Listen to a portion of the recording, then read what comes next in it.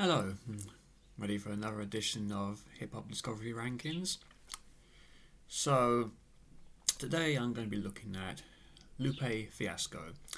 Mr. Fiasco, a Chicago rapper, quite prominent in the mid to late 2000s, early 2010s. During his Atlantic run, was fairly commercially successful. Infamously had issues with that label and since become independent and is recently released albums. So in terms of how much he will actually end up doing is unclear, but he's got 8 so far to look at, and certainly as a member of quite a prominent member of the kind of conscious backpacker sort of style of hip hop, and someone who again has had a reasonable amount of commercial success. Is a great artist to look through. So we begin at number 8, Drogas Light, the first of his independent releases under 30 Tigers with his own First and 15th label, which is used throughout his discography. Released in February 2017. So the album kind of begins with tracks that have quite a trappy feel for the popular trap sound of the time, but they do manage to pack some more poignant lyricism in there. NGL, Promise, Made in the USA, all look at various aspects. People in the streets wanting to win, but things always working against them to make them lose. Just the state of America and the things that are American made and quite negative things such as guns and violence. We move on to Jump, a collaboration between himself and Jizzle as a sort of relationship between a kind of tongue-in-cheek relationship between Lupe as a rapper, ghostwriting for Jizzle, who is actually a ghostwriter, and having that kind of gangster lifestyle, but needing Lupe to write for them. The conversation gets interrupted by a gang shootout, and then they get abducted by aliens in a rather Life of Brian moment. It's, a great quirky kind of twist for Lupe, but it generally works. But even though the story is a bit bizarre to take in. And from this, but this kind of signals a bit of a mixed messaging theme throughout.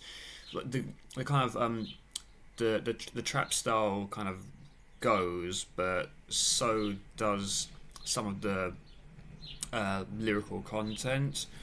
Not to say that it disappears completely. We get a nice collaboration, Tranquilo, with Rick Ross and Big Crit, and Lupe and Big Crit in particular have really strong verses on there, and Rick Ross's verse is fine as well. We get quite a extended track, Kill, featuring Ty Dolla $ign and Victoria Monet. The majority of the song is Ty Dolla $ign's chorus, which goes on for quite a long time, and unfortunately drags the song down quite a bit, just again because it's extremely long song, not the longest song Lupe will do, but certainly on this album it's quite lengthy. It's Not Design is quite a nice funky track towards the end. Also towards the end we seem to get more of the single material, both Pick Up the Phone and Wild Child, which were released as singles, which were previously recorded for earlier albums, so they do kind of have a bit more of a poppy style to them, which are fine. They don't necessarily take the album down or anything. Just say the album is fairly confused overall, so it's a bit difficult to say that any specific thing holds it down. Say not that it's a bad album overall, particularly, but it certainly feels less focused than a lot of the other albums that Lupe's released. So that's kind of the main issue holding it at the bottom. So for number 7 on our list, we go Drogas Wave, which is essentially the sequel album. It's kind of split into 2 parts. The Waves part of being the first 9 tracks, and the Drogas part being the next 15 tracks. So yes, it's considerably longer than a Drogas Light.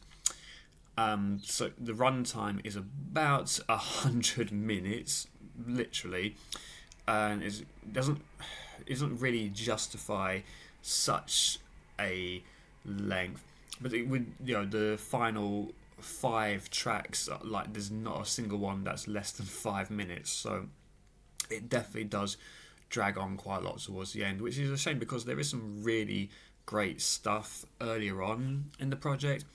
So like the Waves section of it is kind of it's basically a tale of an African slave ship which ends up sinking, and the people end up just creating their own civilization underwater, which is a really nice idea, and you can get some great things. Certainly Lupe manages to get some interesting concepts out of it, particularly Down, which features a chorus all about the sea creatures and how they become friends with the underwater colony, which is quite nice. Before this, we get some nice moments of Lupe rapping in Spanish and Jamaican patois on the track Gold versus The Right Thing to Do. Haile Selassie is a really strong song as well, previously released before the album, so I don't think it was necessarily recorded quite with this concept in mind, but it does fit with it, and I say it's a very strong song. Alan Forever is the story of a young boy, Alan, who drowned in the 2015 European migrant crisis. So this story looks at what would have happened if he hadn't perished and instead lived on to become a swimmer.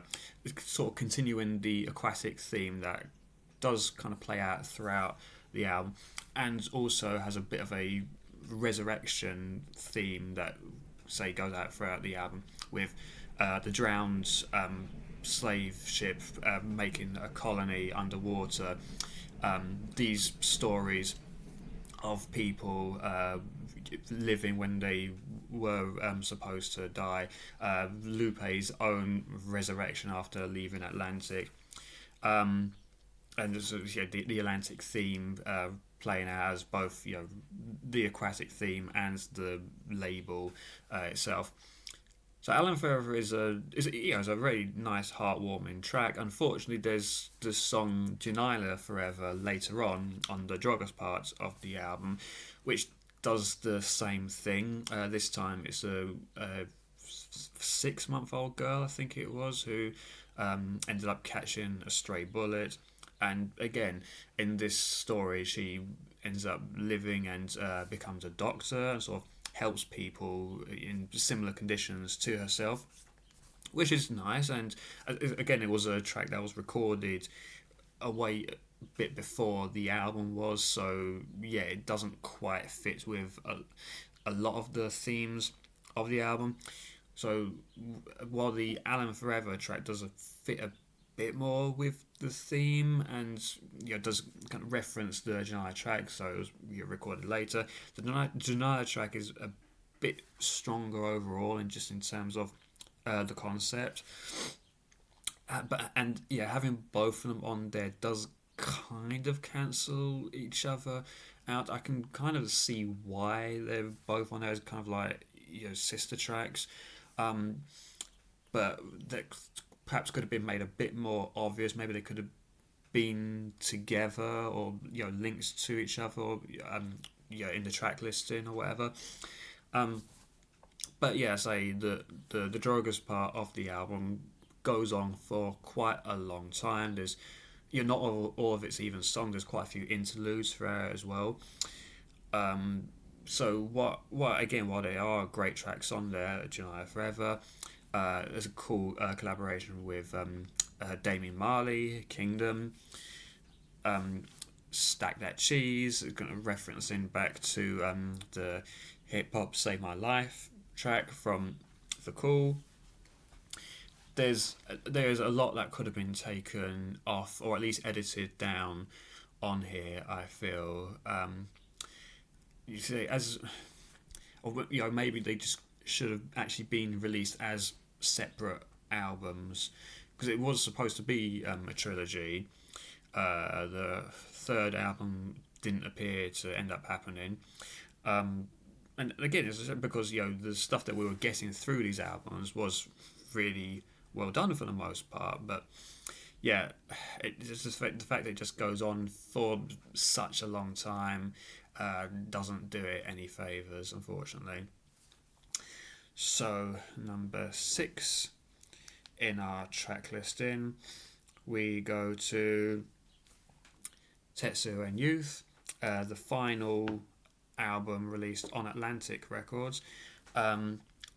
So again, the kind of relationship between Lupe and Atlantic plays out a fair bit through in fairly subtle ways. Like the kind of concept throughout is a bit of more of a bit of an artsy theme, but also a bit of a seasonal theme. So there's seasonal instrumental pieces that play throughout. We begin with summer, then later get fall, winter, spring, and the tracks do kind of play out with those kind of feelings in mind. So winter has quite a dark feel. Fall, which is probably the strongest section of the album, starts to build towards that as well. And then spring gets lighter, and the beginning summer tracks are quite bright and light as well. And beginning with the 8-minute long mural opening track, which vintage Lupe just going on for as long as possible with metaphors upon metaphors upon double entendres, which is a great, brave way to begin an album. You really have to be quite familiar with Lupe, though, to be able to appreciate an opening like this. It doesn't quite work on a first listen for anyone not familiar with his style. So I say the Fall section is kind of the strongest bit. The Prisoner two-parter track, which again has very multiple layers to it. Looking at the prison system, also looking at his manager Chili, who is still serving a prison sentence. I believe it was quite a lengthy sentence. I believe he's still in there. Also looking at it as a metaphor for his relationship with Atlantic. So being released January 2015. This really the end of his time at Atlantic. And there were a lot of songs that were released prior to the album, which had a bit more of a commercial feel. So the feeling was it was going to be more of a radio accessible album, with tracks like Old School Love featuring Ed Sheeran, which is a cool track. It was a bit of a shame that didn't make the album. But I can see with Lupe leaving, he wanted to try and make a bit more of an artsy kind of feel to it. Body of Work is probably the strongest track for me. Again, a kind of an an art symbolization, looking at Lupe's own relationship with hip hop, and just plenty of other metaphors and things in there as well. Um, no scratches, little death. Um, Kind of looking at a breakup, which again could be interpreted as his breaking up with Atlantic. Adoration of the Magi, which comes later on towards the end, as it's quite a cool concept for a chorus as well, with him using popular album covers which have children on the front of them, and using that as kind of like a metaphor for not wanting to grow up too fast, or live the fast life and that kind of thing, which is really well done. Chopper, the longest track on the album, and I think the longest song that Lupe has done, was a bit of an accident. Lupe just got all the people on the track and left a 32 bar space for two people to do their verses in between the choruses, and thought everyone just did 32 bars. So in total, the Lupe, Billy Blue, Buck from Psychodrama, the recently deceased Trouble, Trade of Truth, Family, and I always keep track of those on Glasses Malone. So yeah, a very extended guest list. There are some great verses on there. Trade the Truth and Buck particularly have quite good verses, along with Lupe, of course. And I can kind of see the parallel of the violent nature of hip hop with regards to the actual life of the hip hop artists, and how real things may or may not be. But it is a very long track. It should have just been edited down to a shorter, more succinct track. So overall, like, the themes do play out really well, and it's kind of cool to look at it, get those feelings going throughout it. But it does have moments where it is quite dense and difficult to get through, and probably could have done with some more of the more accessible tracks which didn't make it. Next to You, Mission and Remission, these kind of songs that were released prior to the album, to help break it up a little bit and make it a bit more easier to have a bit of a breather between the denser moments. But it still generally works well, and again, for the artistic integrity, I can appreciate it. So is that number 5, we go Lasers. So yeah, infamously released in March 2011 after a bit of back and forth between Lupe and Atlantic. Atlantic wanting more of a commercial sounding album, and eventually the fans petitioned for the album's release, essentially. And so the album we got was a reasonably compromised artistically album. Having said that, it's not actually that bad of a project. It's short at least, and while there are certainly moments throughout it that you can tell have kind of been compromised to get on the album, the collaborations with MDMA in particular, which have more dance orientated sound. But Lupe does still manage to make them work generally, even if they're not the strongest parts of the album. Letting Go with Sarah Green's a strong opener, going into Words I Never Said, which features a quite strong arena rock Alex the Kid production, quite a typical Alex the Kid production of that time. And Skylar Grey chorus, initially written about a relationship, but Lupe has turned this entire track into kind of an anti-establishment anthem, which really works well. Some of the stuff on there isn't necessarily unexpected for Lupe. Something we've heard him tackle before, or was kind of aware of him looking at. But it's still really brave to hear on an album which had such a trial to be released, have a track like this on here, particularly over quite radio friendly with Alex the Kid and Skylar Grey, who were quite popular commercially at that time.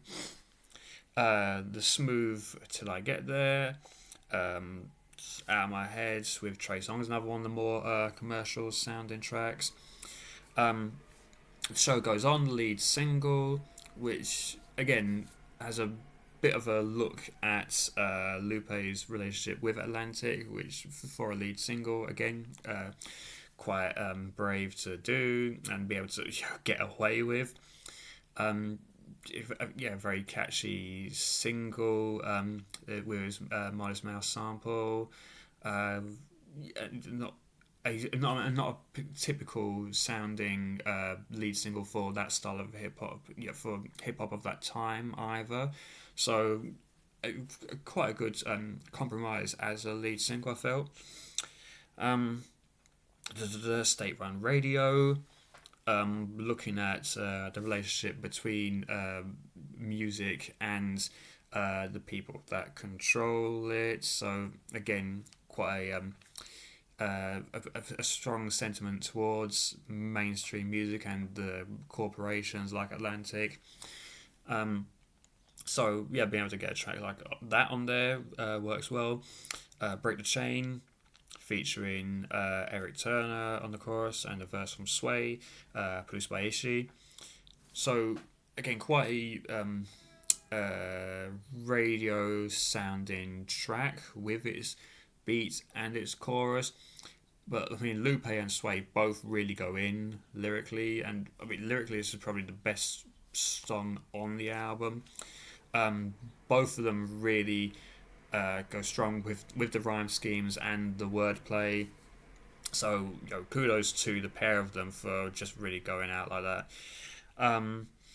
All Black Everything, which kind of in an almost like Mallory Blackman Noughts and Crosses way looks at kind of the world and the ethnicity and swapping white and black over in a way as a way of kind of eliminating racism and looking at a more peaceful world where we have things like Bill O'Reilly being Muslim and reading from the Quran, Fred Astaire and the Jacksons, and Eminem and 50 Cent kind of being swapped over ethnically, and like their how music would be different in those regards. So it's a really really clever track overall. Again, another one of Lupe's pretty clever concepts. Finishing up with Never Forget You featuring John Legend was a great way to close as well. On the deluxe version we get the bonus tracks Shining Down and I'm Beaming, which were initially supposed to be kind of like previously released as singles for the album but didn't do as well, I guess largely because of the issues that Lupe was having at Atlantic at the time. And again, while they are more kind of radio friendly tracks, again Lupe sounds great on them. Shining Down is a really strong superstar-esque single, so it would have been nice to see that properly on the album. And I'm Beaming, produced by the Neptunes, is really fun to listen to as well. So if you get the version with these tracks on there, I personally believe that's makes the album stronger overall. But generally the album, despite its compromises, does turn out well. It may not be quite as lyrically complex as some of Lupe's other stuff, but you do kind of need a bit of a break from that from time to time as well. So it is good to be able to get to show that Lupe can do both successfully.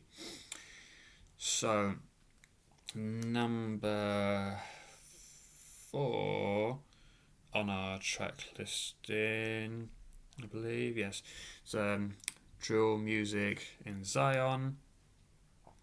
The recently released drill music in Zion, literally just released the other week, so June 2022, and I mean a lot of my feeling may just be recency bias of hearing the album more recently than the others, but I do enjoy the overall concept of the album as like a way of looking at the music industry as a kind of parable with the arts world.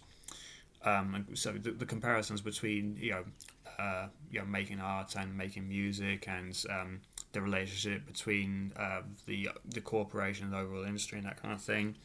In the middle, we get a great track, Kiosk, about a person, a jeweler trying to sell diamonds to a rapper, which just ends with Lupe as the rapper saying, "No, I'm okay. I've already got a watch," and the jeweler going, "Oh, okay," which is quite an amusing way to end it. But I say it's a strong track in full, and we get a lot of this looking at the how corporations, industries don't look after artists, even though they're trying to get their art out, and in particular like the quite violent style of hip hop like drill music, which major corporations will sort of take and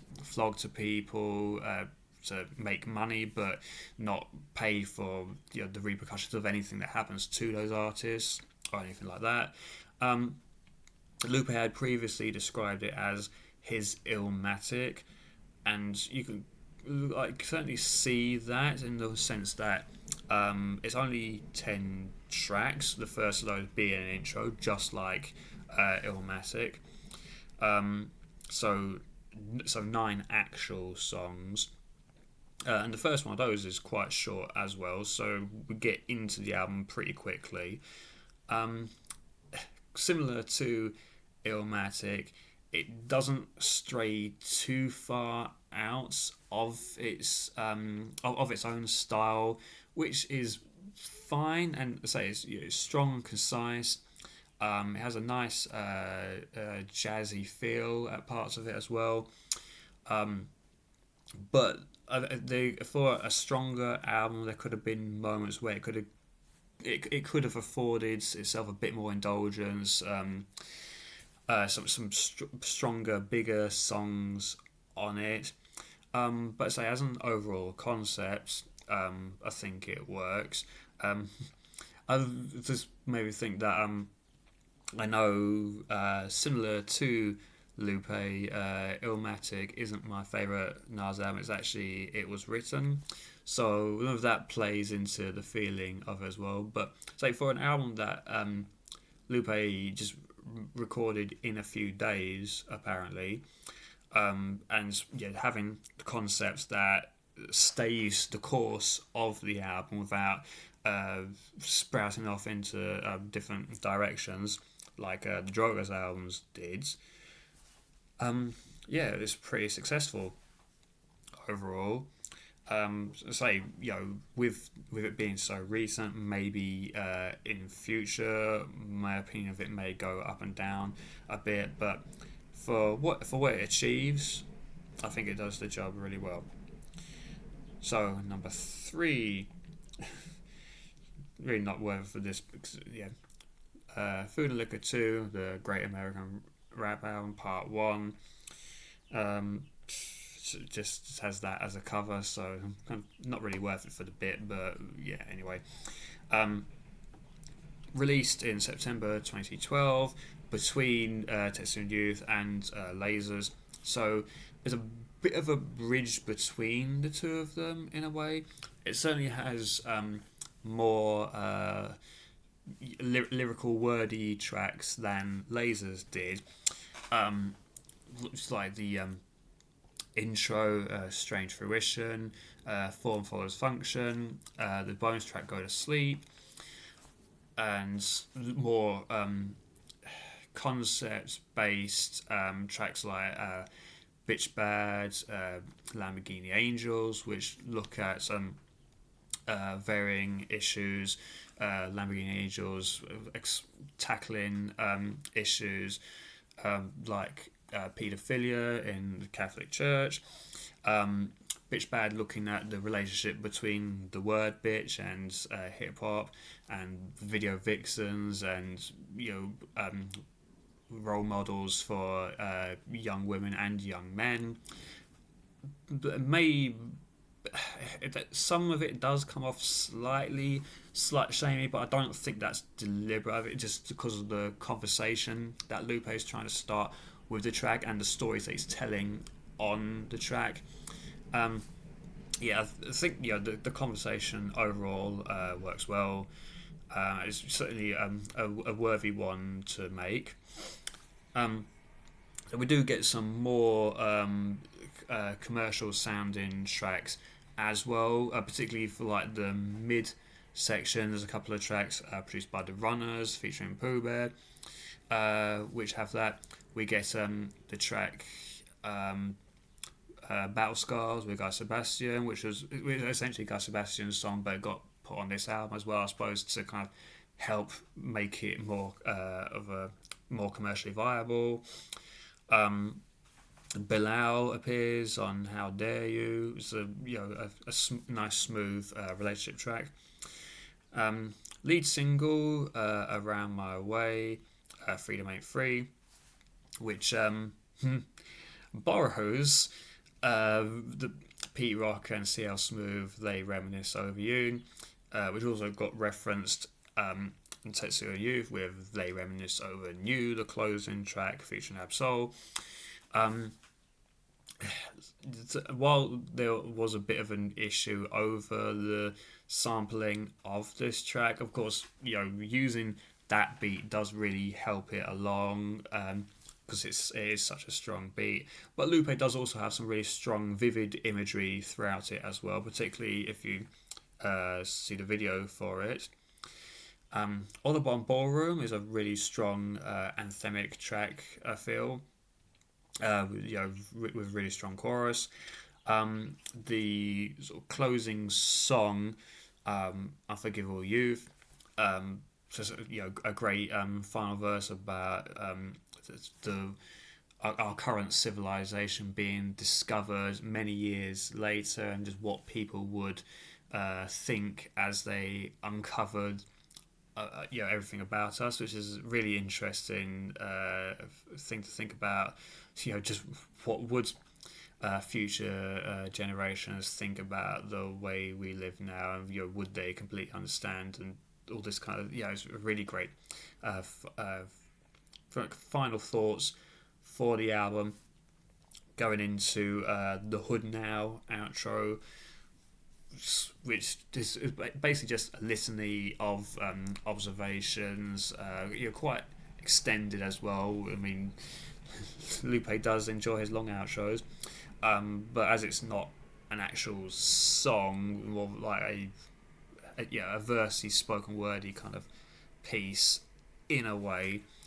There's also little skits on some versions of the album, which just says to find the album information under the disc tray, as was the case for when the album got released without a proper album cover or liner notes. I think that's more for the physical edition of the copy of the album anyway. And as I think some versions have the bonus track Go to Sleep as well. So again, it's a fairly long album overall, but not it's not Joggers Waves. And yes, it doesn't really deviate too far.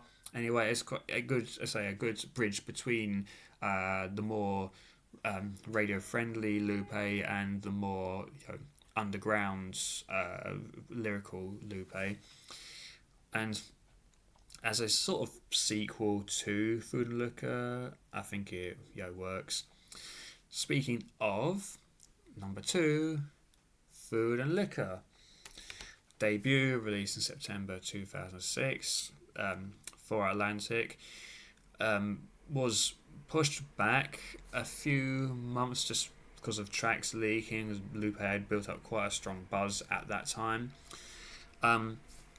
So there's only this version of the album feels, like the strongest version. I don't quite exactly remember which songs got released and which ones were replaced with it. I'll have to do a deeper dive on that at some point. That would be interesting to look at.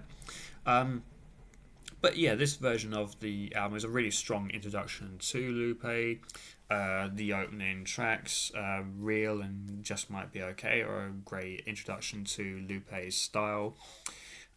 Kick Push, the lead single, a story about a couple sort of bonding over skateboarding and finding each other, and kind of rebelling against the authorities who won't allow them to skate in places.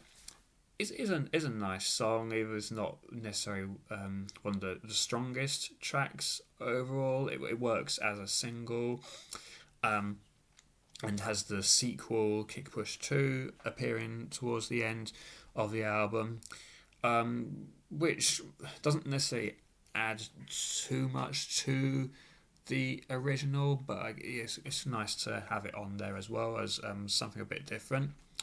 I Got You, produced by the Neptunes, one of the strongest tracks, has a really strong Neptunes beat. Lupe's verses are just incredible throughout. The wordplay and imagery that he manages to create is really good, and it's nice that he manages to kind of switch the flow up from time to time as well and ride the beat well at different times. The beat changes towards the end of the verses is really well done. The instrumental, produced by Mike Shinoda, a cool metaphorical track between the relationship between a person and a box of television media. He say, she say, tells the same verse twice, in first and third person with the different characters, which is fine. Maybe I don't know if it necessarily works that well having the same verse twice, but at least it's something different that haven't really been done on albums, on hip hop albums before. So that's something fresh. Sunshine is a nice, smooth, almost dreamy love track. It's really well. It's a really strong track on there. Followed by Daydreaming with Jill Scott, who has a strong chorus. The song itself again is kind of dreamy. Lupe's tales about a robot coming to life and being in the world, is really interesting. Quirky again for hip hop, but works with Lupe's style and what he manages to bring to the song.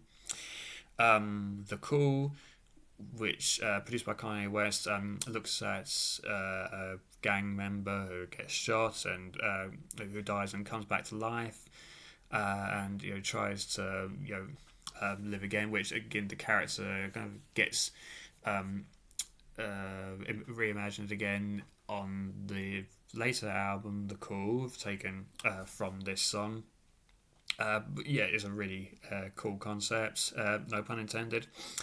Hurt Me Soul, one of Lupe's strongest overall tracks, looking at his own relationship with hip hop to begin with as a youngster, not really being fond of it due to the problematic wording of a lot of hip hop songs, but learning to enjoy it, and his inner conflicts with that, and just the final verse having an entire thing about all the world's ills, as he explains it, looking at different issues around the world and just summarising them in one verse with pretty much the same rhyme scheme going throughout it, which is really cool.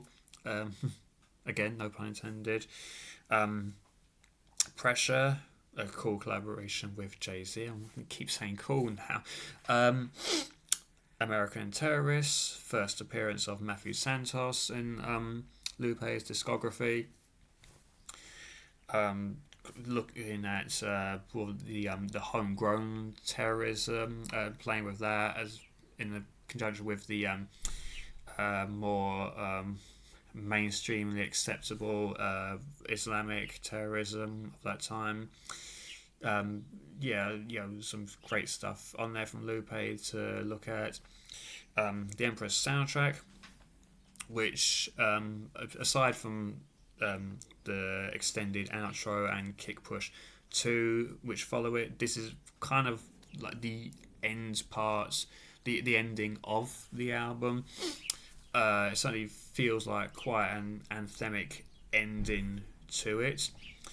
So the outro is essentially the liner notes, which again is cool to hear Lupe doing different shout outs to people that helped him in his career, and that as a 12-minute outro, obviously it's kind of you don't necessarily need it for the album. You can easily just finish it before without having to go through it. But I say it's a really strong overall introduction to Lupe and to his style. So yeah, one of the strongest debut albums, definitely. Number one, we have The Cool, again named after the track from Food and Liquor. It's really quite a toss-up between these two albums because they are so strong and they work really well together as well. The Cool just has a bit more to it, particularly when it has the themes of the Cool character, called My Cool Young History, on here, and the other characters, the Streets and the Game, who pop up and influence his decisions, and I mean, it basically just threads through the album. You don't necessarily need to listen to the album with that in mind, which is quite clever the way Lupe manages to work it. Just there's certainly tracks where it plays more of a part, but you can go through the whole album without needing to know all about this concept. Anyway, we begin with two intros. Baba Says Call for Thought, one of Lupe's traditional sister Aisha Jaco's intros, which get used throughout his discography. Then followed up with Free Chili, about his manager in prison, as well as a shout out to him.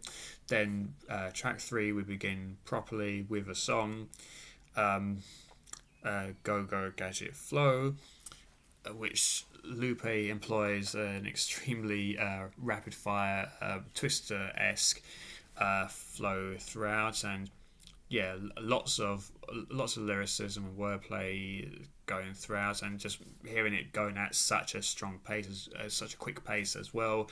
A really strong opening track.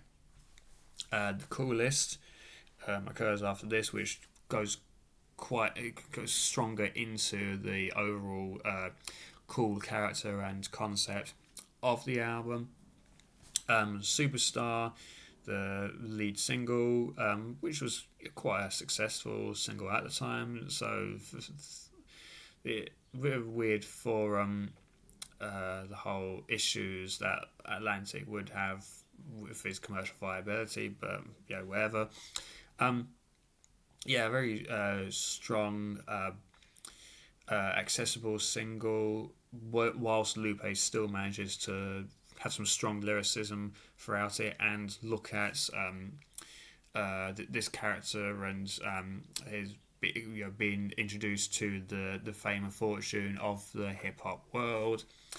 Um, it's more smoother, upbeat tracks after this, with the Tribal Quest influenced Paris Tokyo, Snoop Dogg appearing on High Definition, Gold Watch. Then we kind of get the more